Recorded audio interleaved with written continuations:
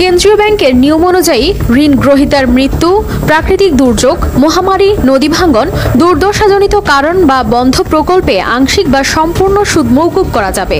আয়খাত বিকলন ও নিয়মিত ঋণের সুদ মওকুফ করার কোনো নিয়ম নেই। তবে এমন কোনো পরিস্থিতি না হওয়া সত্ত্বেও খোঁড়া অজুহাতে দেশের 4 ব্যবসায়িক গ্রুপকে নিয়ম লঙ্ঘন করে বড় অঙ্কের সুদ মওকুফ সুবিধা দিয়েছে দুটি ব্যাংক, যারা নিজেরাই নানা সংকটের মধ্যে ধুঁকে ধুঁকে মরছে।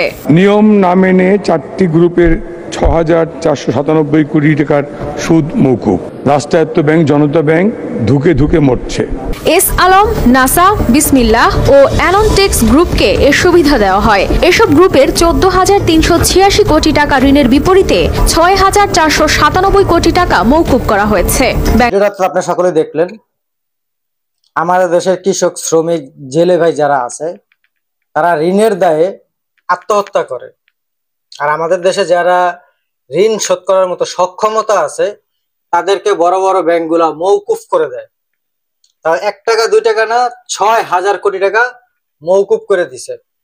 অথচ কৃষক ট্রাক্টরের ঋণের জন্য সুইসাইড করে, কিস্তির ঋণের জন্য সুইসাইড করে। আমাদের দেশের নিম্নবিত্ত পরিবার হাজারো আছে যারা ঋণের দায়ে আত্মহত্যা করেছে। তাদের টাকা ব্যাংক কখনোই মওকুফ করে না। মওকুফ করবো কাদের? বড় বড় রাঘব বোয়ালদের, যাদের কাছে 6,000 কোটি না 100 কোটি টাকা হইলেও তারা ঋণ মওকুফ করার মতো সক্ষমতা তাদের আছে, কিন্তু তারা ঋণ পরিশোধ করবে না, তারা মওকুফ নেবে, মওকুফ। অথচ যাদের ঋণ দেওয়ার মতো সক্ষমতা নাই, যারা ঋণ পরিশোধ করতে পারবে না, তাদেরকে ঋণের জন্য অত্যাচার করা হয়। বাহ, ডিজিটাল বাংলাদেশ, বাহ।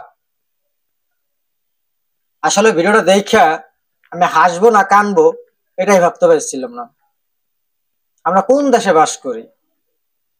যেই দেশে কৃষক শ্রমিকরা ঋণের জন্য নিজের জীবন দিয়ে দেয়, সেই দেশেই 6,000 কোটি টাকা মওকুফ করে দেওয়া হয়।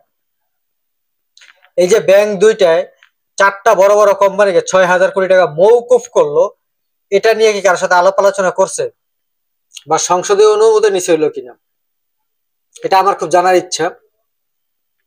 আমরা প্রায় সময় দেখি বাংলাদেশে ঋণের জন্য হাজারো পরিবার ঘরছাড়া হয়।